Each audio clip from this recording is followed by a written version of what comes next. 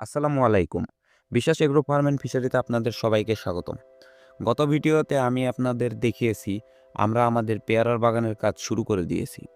গত কয়েকদিন যাবৎ আমরা পেয়ারার ডাল কাটিং করছিলাম। এখন আমরা পেয়ারার গাছে পলি করার পূর্বে একবার স্প্রে করে নিচ্ছি।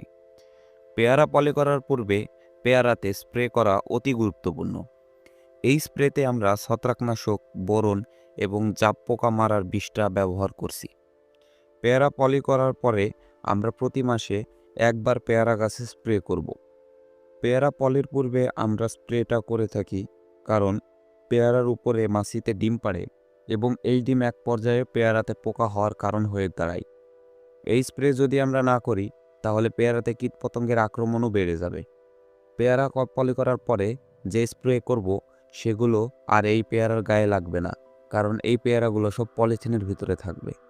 ছোট পেয়ারাগুলো সুরক্ষিত রাখার জন্য আমরা স্প্রে করে থাকি, কারণ একটা গাছে সমস্ত পেয়ারা একবারে পলি করা সম্ভব নয়, কারণ এই ছোট পেয়ারাগুলো একটা নির্দিষ্ট মাপে না আসলে পলি করলে সেটা নষ্ট হয়ে যাবে। সবাই আমাদের জন্য দোয়া করবেন। আমাদের ফেসবুক পেজ এবং ইউটিউব চ্যানেলটি সবাই সাবস্ক্রাইব করে রাখবেন।